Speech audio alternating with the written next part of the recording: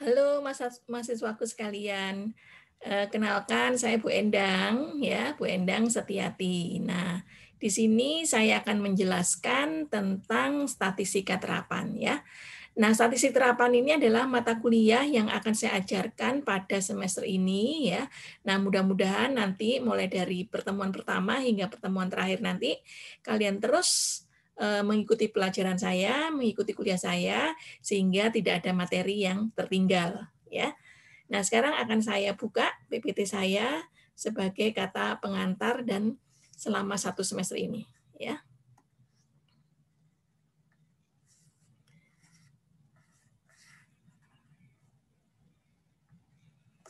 Ini ya statistik terapan. Nah, statistik terapan ini akan kita pelajari selama 1 semester ya. Dan kemudian tujuan pembelajarannya adalah apa?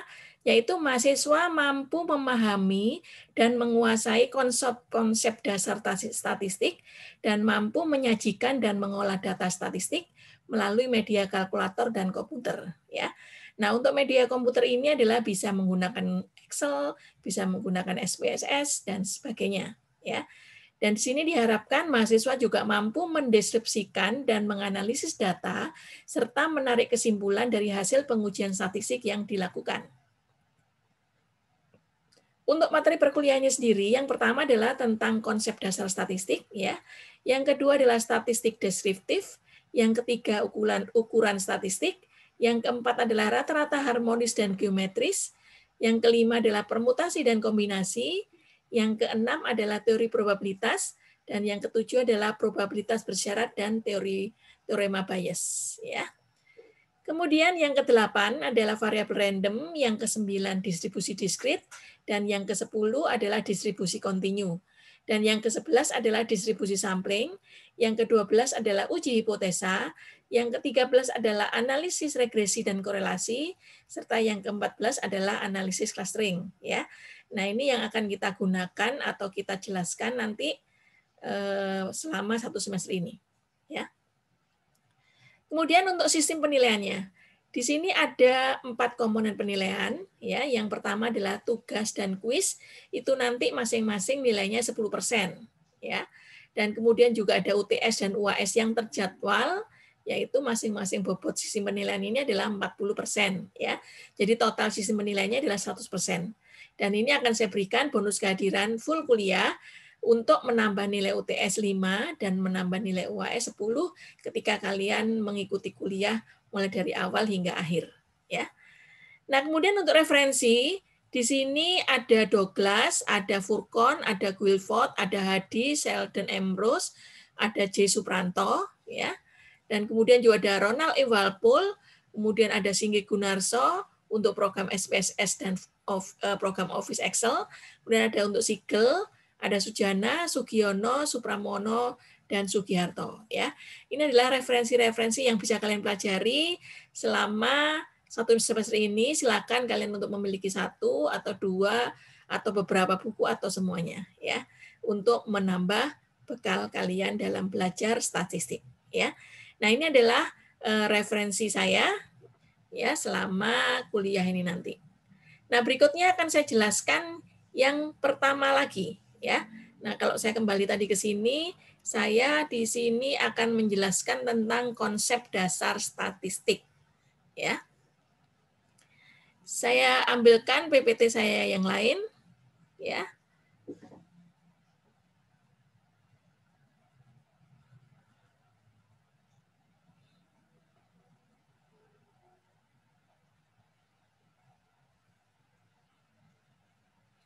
Nih, sekarang kita masuk ke bab yang pertama, yaitu tentang konsep dasar statistik, ya. Nah, apa itu pengertian statistik? Statistik itu berasal dari kata statum, ya, yang berarti sekumpulan angka. Nah, di sini pengertian umum statistik adalah merupakan sekumpulan angka yang berbentuk kuantitatif atau terukur, ya, dan mempunyai ukuran pada sampel, ya. Apa itu sampel? Sampel itu adalah bagian dari populasi, dan populasi itu adalah seluruh objek yang menjadi bagian dari penelitian, ya. Nah, jadi sekarang definisi konkret dari statistika itu apa?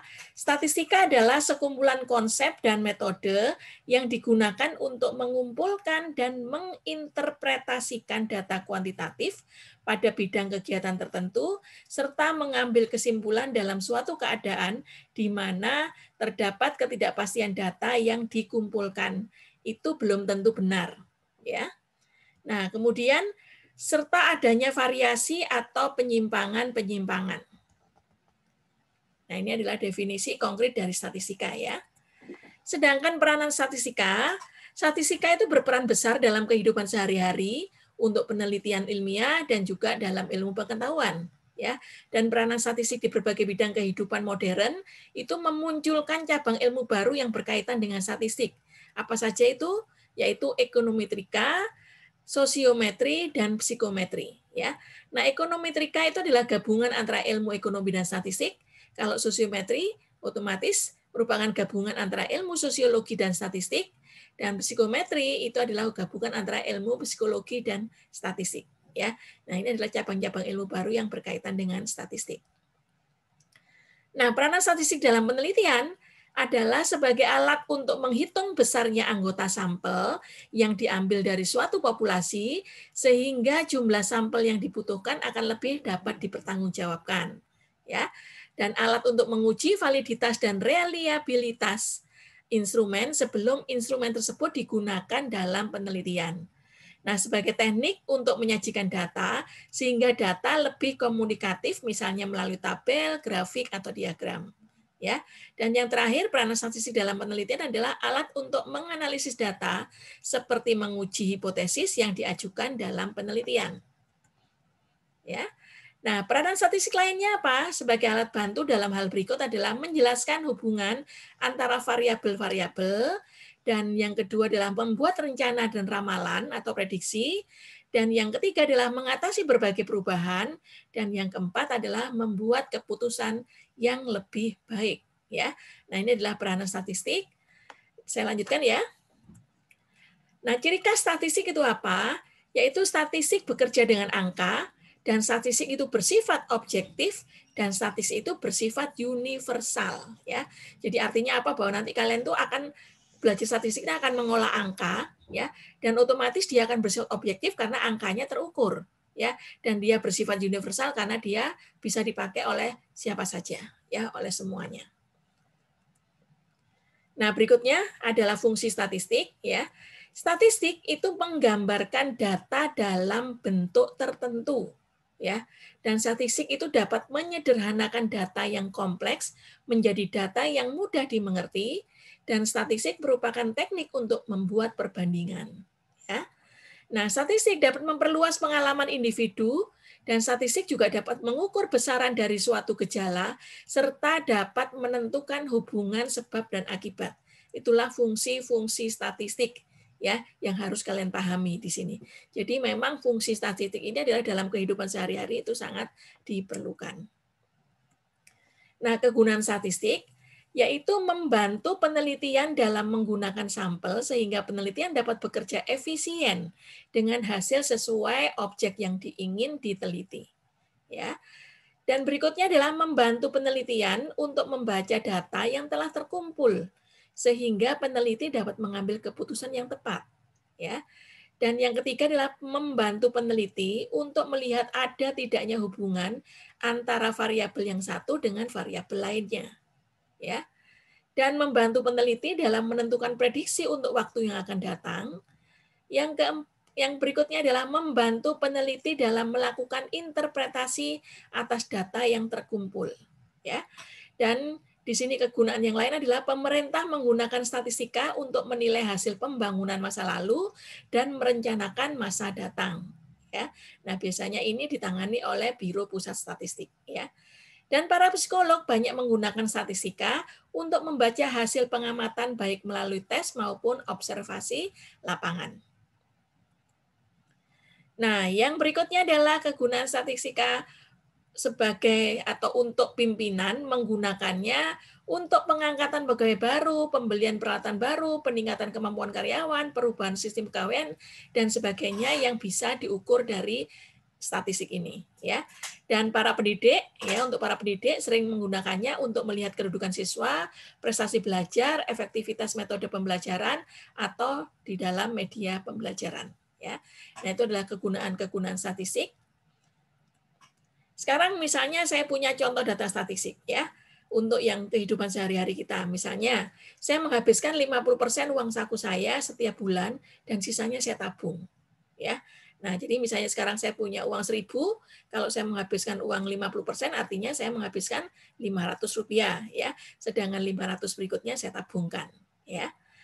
Nah, jumlah tindak kriminal di Jawa Timur meningkat 10% dari tahun lalu. Jadi kalau tahun lalu itu adalah 100 tindak kriminal, berarti kalau tahun ini naik 10%, berarti naik 10 tindakan kriminal ya, seperti itu. Nah, jumlah kecelakaan lalu lintas di Surabaya meningkat tajam 5% dari bulan sebelumnya, berarti berdasarkan kenaikannya adalah sangat signifikan 5% ya. Kalau seandainya ada 1.000 kecelakaan lalu lintas di bulan sebelumnya, maka kita akan bisa mendapatkan berapa peningkatan 5% di bulan ini gitu ya. Nah, itu kalian bisa mengukurnya. Kemudian juga rata-rata orang yang sembuh dari COVID-19 di masa pandemi minimal 10 orang per hari, ya itu bisa dijadikan contoh data statistik. Dan kemudian juga mahasiswa yang baik akan membaca buku minimal 2 jam, ya itu berdasarkan hasil observasi statistik. Ya, ini adalah contoh-contoh data statistik. Nah, sekarang bagaimana pembagian statistika? Ya, pembagian statistika itu bisa berdasarkan cara pengolahannya dan bisa juga berdasarkan lingkup penggunaannya. Ya, nah berdasarkan cara pengolahannya itu ada dua. Yang pertama adalah isi yang dipelajari dan yang kedua adalah aktivitas yang dilakukan. Ya, nah isi yang dipelajari itu adalah statistik teoritis dan ada statistik terapan. Nah, disinilah yang kita akan pelajari adalah statistik terapan nanti, ya. Sedangkan aktivitas yang dilakukan adalah statistik deskriptif dan statistik inferensi, ya. Nah, statistik inferensi itu adalah statistik parametrik dan statistik non parametrik pembagiannya, ya. Nah, sedangkan kalau berdasarkan ruang lingkup penggunaannya, ada statistika ekonomi, statistika sosial, ada statistika kesehatan, ada statistika pertanian, ada statistika pendidikan, ada statistika perusahaan, dan lain-lain. Ya. Nah, itu berdasarkan tadi kegunaan dari statistik tadi. Ya. Sekarang kita masuk ke statistika teoritis tadi ya. Apa yang dimaksud dengan statistika teoritis? Jika ingin membahas statistik secara mendalam dan teoritis, maka yang dipelajari adalah statistik teoritis atau matematis. Ya. Nah, di sini diperlukan dasar matematika yang kuat dan mendalam, dan materi yang dibahas antara lain perumusan sifat-sifat, dalil-dalil, rumus-rumus, dan menciptakan model-model, serta segi-segi lainnya yang teoritis dan matematis. Ya.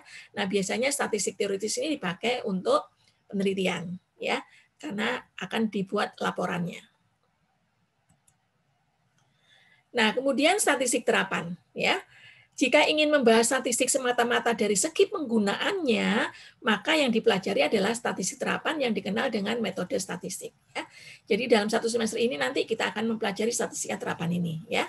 Dan aturan-aturan, rumus-rumus, dan sifat-sifat yang telah diciptakan oleh statistik teoritis itu diambil dan digunakan mana yang diperlukan dalam bidang pengetahuan yang sedang diminati. Ya, jadi bergantung penggunaannya. Jadi di sini tidak dipersoalkan bagaimana didapatnya rumus-rumus, aturan-aturan, ataupun sifat-sifat tersebut. Ya, yang terpenting dalam statistika ini adalah bagaimana cara-cara atau metode statistik ini digunakan. Ya, ini statistik terapan. Nah, berikutnya yang tadi dibagi dua berdasarkan statistik deskriptif dan inferensi. Yang statistik deskriptif adalah teknik statistik yang memberikan informasi hanya mengenai data yang dimiliki dan tidak bermaksud untuk menguji hipotesis. Dan kemudian menarik inferensi yang digeneralisasikan untuk data yang lebih besar atau populasi. Ya. Dan statistik deskriptif ini hanya dipergunakan untuk menyajikan dan menganalisis data agar lebih bermakna dan komunikatif. Ya, dan disertai perhitungan-perhitungan sederhana yang bersifat lebih memperjelas keadaan dan atau karakteristik dari data bersangkutan, ya. Dan data statistik deskriptif ini adalah statistik yang menggambarkan kegiatan berupa pengumpulan data, penyusunan data, pengolahan data, dan penyajian data dalam bentuk tabel, grafik, maupun diagram. Ya. Nah, agar memberikan gambaran yang teratur, ringkas, dan jelas mengenai suatu keadaan atau peristiwa. Itu yang akan kita pelajari dalam statistik deskriptif nanti. Ya, selain itu, statistik deskriptif atau statistika deduktif ya bermaksud menyajikan, mengolah, dan menganalisis data dari kelompok tertentu sebagaimana adanya dan tidak bermaksud menarik kesimpulan-kesimpulan yang berlaku bagi kelompok-kelompok yang lebih besar. Ya, jadi seringkali ini dipakai sebagai apa? Untuk di pilkada nanti gitu ya. Jadi harusnya di dalam penyajian data itu tidak dipengaruhi oleh kelompok-kelompok tertentu ya. Jadi merupakan murni dari hasil analisa dan pengolahan data ya. Nah, artinya di sini apa? Kesimpulan yang ditarik melalui deskriptif hanya berlaku bagi kelompok sampel yang bersangkutan tanpa dimaksudkan menarik kesimpulan yang berlaku bagi populasi. Jadi kalau seandainya dia mengambil data untuk masalah tertentu, ya dia hanya bisa mewakili masalah tertentu itu saja. Ya.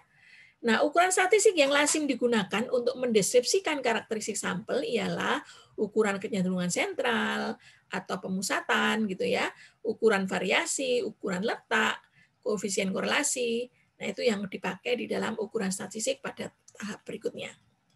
Nah, sekalipun statistik deskriptif ini hanya menyajikan karakteristik sampel, namun statistika deskriptif merupakan dasar untuk mengkaji dan melakukan inferensi karakteristik dari populasi. Ya. Nah, sedangkan statistik inferensi. Statistik inferensi adalah statistik yang berkaitan dengan analisis data sampel untuk kemudian dilakukan penyimpulan atau inferensi yang digeneralisasikan kepada seluruh subjek tempat data diambil atau populasi. Ya, jadi penarikan kesimpulan statistik inferensi. Nah, statistik inferensi adalah statistik yang berhubungan dengan penarikan kesimpulan yang bersifat umum dari data yang telah disusun dan diolah. Ya, nah statistik inferensi atau disebut juga dengan statistik induktif bermaksud menyajikan, menganalisa data dari suatu kelompok untuk ditarik kesimpulan-kesimpulan, prinsip-prinsip tertentu yang berlaku bagi kelompok yang lebih besar atau populasi, di samping berlaku bagi kelompok yang bersangkutan atau sampel. Ya, itu statistika inferensi. Ya. Nah, tadi kalau pembagian statistik inferensi ada statistik parametrik dan non parametrik. Sekarang statistik parametriknya ya. Adalah statistik inferensi yang mempertimbangkan nilai dari satu parameter populasi atau lebih dan umumnya membutuhkan data yang skala pengukuran minimalnya adalah interval. Ya, itu statistik non parametrik. Nah, parametrik adalah suatu ukuran tentang parameter, artinya ukuran seluruh populasi dalam penelitian yang harus diperkirakan dari apa yang terdapat di dalam sampel atau karakteristik populasi. Ya. Dan satu syarat umum yang harus dipenuhi apabila seseorang melakukan penelitian ya sebagai seorang peneliti akan menggunakan statistik parametrik yaitu normalitas distribusi ya. Dan asumsi ini harus terpenuhi karena apa? Satu, secara teoretik karakteristik populasi mengikuti model distribusi normal. Yang kedua, nilai-nilai baku statistik yang digunakan untuk uji hipotesa itu diserahkan kepada model distribusi normal ya. Yang berikutnya adalah asumsi-asumsi lain seperti homogenitas, linearitas harus dipenuhi sesuai dengan hipotesis yang akan diuji ya. Itu untuk statistik parametrik. Nah, sekarang untuk statistik non parametrik adalah statistik yang tidak memperhatikan nilai dari satu parameter populasi atau lebih. Dia digunakan karena analisis parametrik tidak konsisten lagi, sehingga tidak terikat atau terbebas dari model distribusi dan sampelnya relatif kecil. Ya, jadi kalau parametrik itu menggunakan distribusi probabilitas, kalau non parametrik itu tidak selalu menggunakan distribusi normal, ya. Tapi dia bisa menggunakan distribusi lain karena apa? Biasanya sampelnya relatif kecil ya. Dan pada umumnya validitas pada statistik non parametrik tidak bergantung pada model peluang yang spesifik dari populasi dan data yang dibutuhkan lebih banyak berskala ukuran nominal atau ordinal ya. Kalau yang tadi parametrik adalah interval, kalau ini adalah nominal atau ordinal. Ya. Nah, ini berikutnya adalah metodologi statistik ya. Metodologi statistik adalah pemecahan masalah secara ilmiah. Ada 6 tahap dalam metodologi statistik. Yang pertama adalah apa?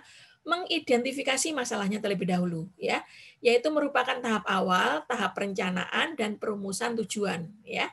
Yang kedua adalah pengumpulan data atau fakta, merupakan pengumpulan informasi di sini, dan kemudian yang ketiga adalah klasifikasi data, yaitu data yang sudah ada dikelompokkan sesuai dengan tujuan penelitiannya, ya.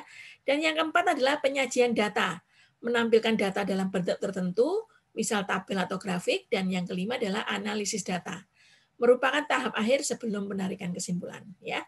Dan yang keenam adalah penarikan kesimpulan, interpretasi hasil penyelidikan guna membantu dalam mengambil keputusan yang sebaik mungkin. Itu adalah metodologi statistik, ya. Ada 6 tahapan. Nah, di sini pengumpulan data atau fakta pada metodologi statistik ini merupakan pengumpulan informasi yang bersifat akurat. Jadi ketika kalian menggunakan data statistik atau baik itu pemerintah, baik itu personal ataupun siapapun ya, maka ketika kita mengumpulkan data atau fakta, maka datanya harus bersifat akurat ya, harus sesuai dengan keadaan sebenarnya, tidak boleh dimanipulasi. Makanya ketika kita melaporkan data sesuatu harus berdasarkan keakuratan ya. Nah, kemudian juga harus up to date, harus tepat waktu. Jadi jangan sampai kita melaporkan statistik dari data yang lampau gitu ya. Jadi sudah ketinggalan zaman, sudah tidak up to date lagi ya. Yang ketiga adalah dia harus bersifat komprehensif, harus dapat mewakili apa yang dijadikan penelitiannya ya. Dan yang keempat adalah harus relevan, yaitu harus ada hubungannya dengan masalah yang akan diselesaikan ya. Jangan penelitiannya A kemudian relevansinya adalah terhadap B. Nah, itu tidak bisa ya. Jadi harus ada hubungan antara masalah yang akan diselesaikan. Ya. Dan yang kelima adalah presisi, yaitu memiliki tingkat telitian yang tinggi dan memiliki kesalahan baku yang kecil, itu presisi. Ya. Nah, ini adalah metodologi statistik untuk pengumpulan data atau fakta. Ya, harus memiliki sifat-sifat ini. Nah, ini yang yang sudah saya jelaskan ya selama nanti dalam belajar statistika penerapan ya. Statistika terapan di mana saya sudah menjelaskan pada bab 1 yaitu tentang konsep dasar statistik ya. Nanti pada pertemuan berikutnya saya akan menjelaskan tentang statistika deskriptif ya. Nah, demikian saya akhiri ya. Jadi semoga kalian nanti akan membaca dengan jelas. Kalian perhatikan jadi supaya kalian nanti ketika benar-benar kalian terjun di dalam masyarakat ya, terus kemudian kalian juga harus menggunakan statistik sebagai tol ukur laporan Anda, maka pelajari yang benar ya. Demikian dari saya, terima kasih. Saya akhiri sampai sekian. Wassalamualaikum warahmatullahi wabarakatuh.